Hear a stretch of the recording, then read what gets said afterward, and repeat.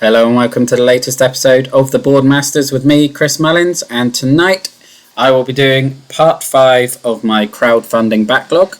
And I think I said at the end of my part 4 that it would probably be a while before I recorded another one of these. I think at the time I hoped it would be more than a couple of months, but here we are. I'm certainly going to hope that this is the last one for a while. I'm going to make a promise to myself, I think.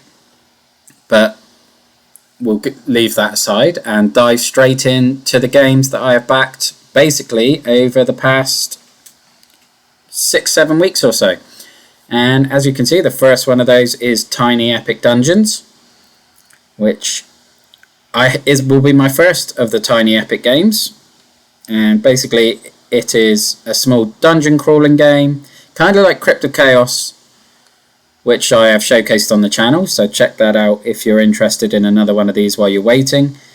Doesn't quite have the level of production in terms of the minis and the hero mats and things that this does, but if you're just after the dungeon crawling, fighting monsters, getting loot, then it's a fantastic alternative, and it's definitely wet my whistle for this when it finally arrives. But it's just, I love the artwork of the game. I love the idea of just a small sort of tile laying dungeon as you go around, and there you go. So you lay out your tiles as you go around, you encounter monsters that move around, whereas unlike the Crypto Chaos where they're stationary, these ones will chase you around, and you have your combat and spells, and very, very in-depth and a huge amount of content given the size of the infamously tiny boxes that the Tiny Epic games come in. And obviously a very reasonable price as well, with $40 for the gameplay all in. I think that's what I went for. Yeah, okay, yeah, there's nothing else. I'll probably be adding some minis in the pledge manager as and when that opens. Because I might have already paid for that, I can't remember. I spend far too much money. But yeah, pretty much all of these, by the time this video goes up, a couple of them are still live at the point of recording, but they won't be when the video goes live, but they should all pretty much be accepting late pledges, I would think. Now, the reason why I'm calling it a crowdfunding backlog and not a Kickstarter backlog now is Robinson Crusoe, because this one was through GameFound as opposed to Kickstarter. And it's a game that has always been on my radar, because obviously it's a very highly rated game. Stace bought me the scratch poster for the top 100 games at the start of 2020, which obviously had Robin Crusoe on it, but it wasn't a priority for me, basically until this collector's edition came out, and you've got these gorgeous minis and extra expansions, extra cards, all these extra scenarios, and yeah, all these great little upgrades. I think the main thing for me is this a book of adventures, which I will try and scroll down to find some more information on it.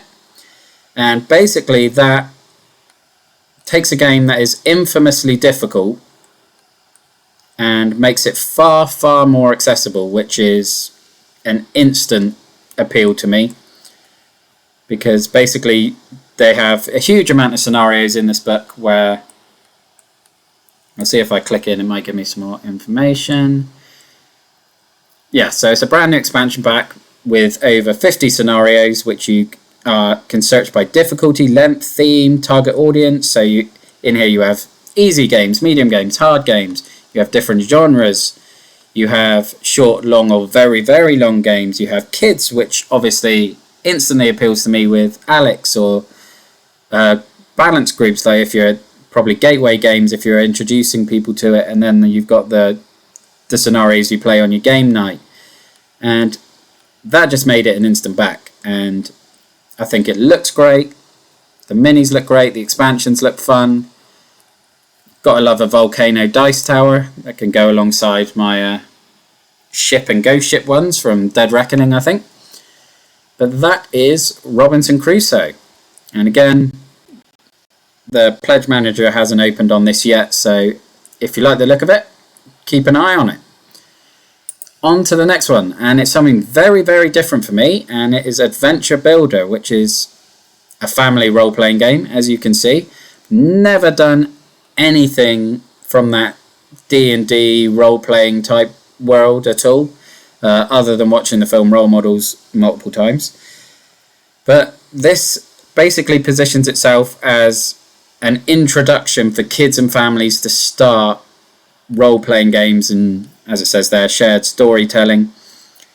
And I just thought it was worth a punt. I mean, the pledge is $39 I went for the base game. I didn't need the minis and things for this one, so which is very rare for me to say, I admit. But yeah, just went for the $39 as a sort of punt, and just to see how we take to this type of game, really.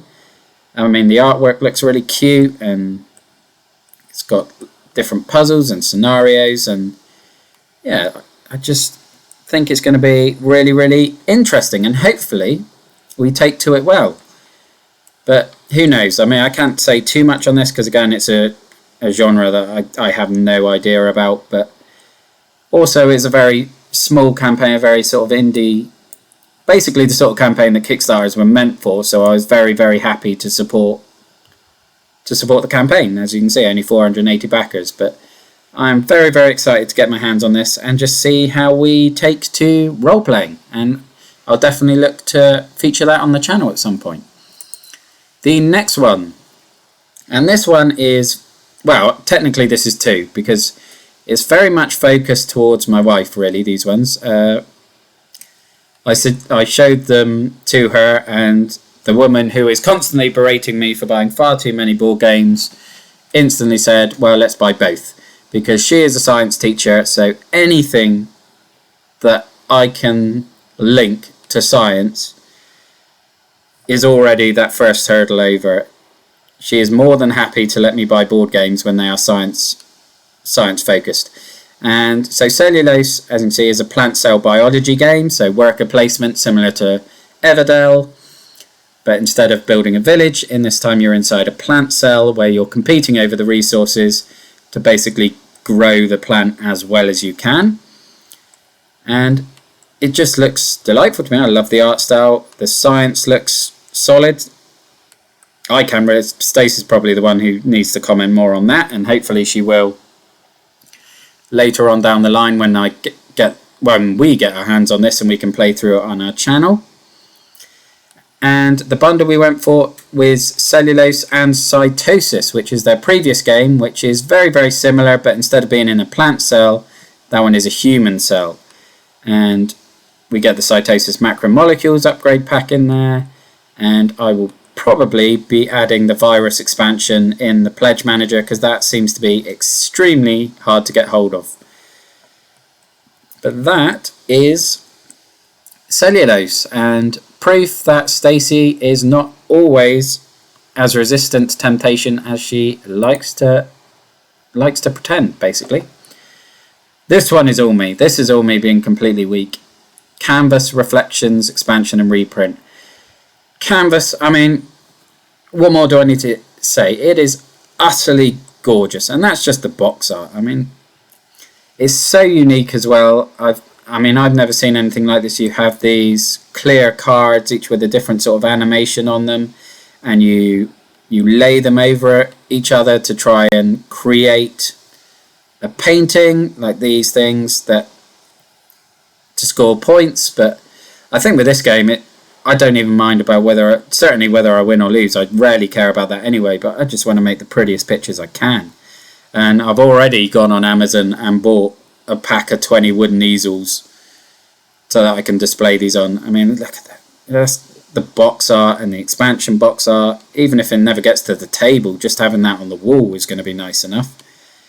So, yeah, I was gutted when I discovered that I missed the original Kickstarter on this. I think I hadn't really got into the hobby yet. I think it was this time last year where I backed Dark Tower, but hadn't really started looking at other things. And so I missed this one. And then back in March time, I was basically, when Canvas started hitting the shelves, or started not hitting the shelves, that was the problem, started arriving at people's doorsteps and groups were flooded with it, I was very, very jealous and desperately tried to get hold of a copy at retail, couldn't find it anywhere, and then discovered that they were doing this expansion and reprint campaign, and absolute no-brainer for me, straight in there. Cannot wait to finally showcase that on the channel when it arrives. The next one, Dice Theme Park, the sequel to Dice Hospital.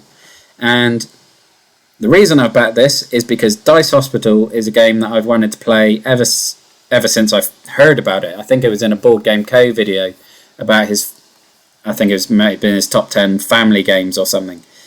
And I don't know why.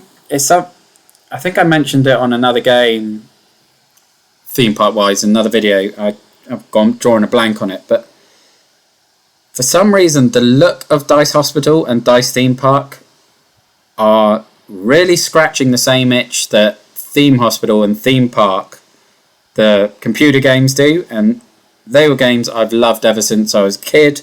I spent a lot of time last year playing 2 Point Hospital, which is fantastic, and I don't know why I get the same cravings to play these that I had for 2 Point Hospital and Theme Park.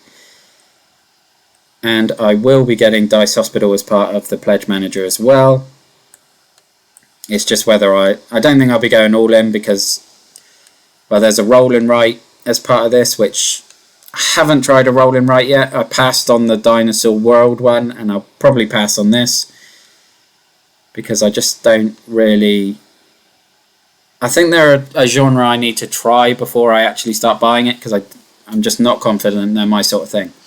But this one, you obviously take these tiles, you've got to build your theme park, and then your dice represent your guests who you're trying to please, so you put them in different rides or different events depending on the colour of the dice. Will tell you what sort of attractions they like. You have these mascots that give you bonuses, you have staff that give you further bonuses that you're passing round, so do you want to use the staff knowing that you're going to pass any that you don't use on to the next player? There seems to be an awful lot going on for the weight of game, and yeah, it just definitely seems like Dice Hospital is one that I've always wanted, and then this coming off the back of it and the ability to get both is a bit of a no-brainer for me, and that is Dice Theme Park. And the final one is My Father's Work, an epic Victorian mad scientist game enjoyed over the course of 3 generations. And as you can see, this will not be sold through distribution, so it's going to be available through their website at an increased price. So it's the best price to get it, and it's an app-driven, I believe it's app-driven, yes, in this app-driven branching narrative game, 2 to 4 players competing to be mad scientists, entrusted with your father's journal, and you're basically trying to make his work come to life, and you've got scenarios where you're being interrupted by villagers waving flaming torches and whatnot, but it's basically, as you can see here, the scenarios. So each scenario features 60,000 words, 350 story events, approximately a 1 in 13 trillion, I think that is, chance of having the same story twice. So huge amounts of variability and replayability from a narrative standpoint, and as you will know, I absolutely love anything that has a strong narrative, and I have absolutely no problem with app-driven games either. The only experience I have so far with app-driven games is XCOM, and I think that complements the game phenomenally, and I wouldn't want to play it any other way. I have also got Destinies, which you will have seen in my Kickstarter Backlog 1, I think it was, which is arriving hopefully in the next 2 to 3 days, and having watched Quackalope's video today of his sheer excitement of it being in his top 10 games of all time and just being a phenomenal masterclass, I think Jan described it as in the video alongside him. I am so excited for that, and hopefully by the time this video goes up I will certainly have done an unboxing, and I should have done hopefully a playthrough with Stace as well, and possibly even a solo playthrough. I'm really hoping to feature it as much as I can over the next couple of weeks because I'm so excited for it. And that has only heightened my excitement for my father's work, because we now have proof, basically, for want of a better word, we have proof that an app-driven game can be phenomenal.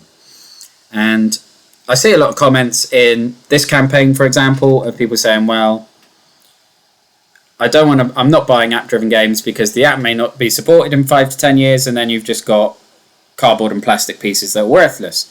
And okay, yeah, I get that, but that's only really the case if it's sat on your shelf for 5 to 10 years and you haven't touched it.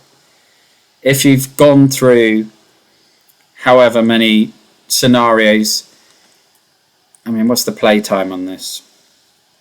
180 minutes a scenario, and there's almost 14 trillion of them.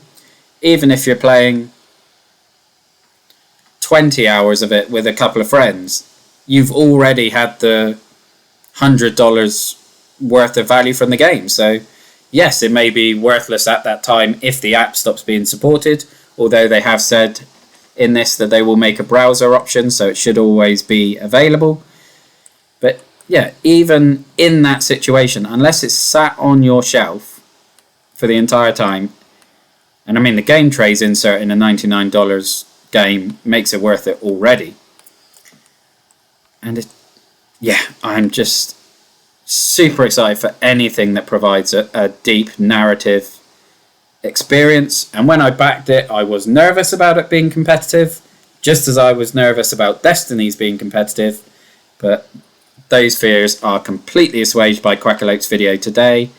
And whilst I appreciate that doesn't give any guarantee that I will like Destiny's, or that my father's work will be of the same quality, or that I will subsequently like that, it does still fill me with huge amounts of excitement and huge amounts of hope that I will love it just as much as I think I will. And that is the final one of my crowdfunding backlog part 5. And so I'll leave the video there. So thank you very much for watching. Oh no, one thing else I will say is, if there is any of these games that you've backed or like the look of, comment down below. What's your favourite? Which ones would you like to see me feature on the channel? I'm hoping to do all of them, but I've got so many games coming, there may be some that fall by the wayside. But certainly if there are ones that are popular with the community, they will definitely get priority. And I will leave it there. So again, thank you very much for watching. Look after yourself, stay safe, and have a good one. Thank you. Bye-bye now.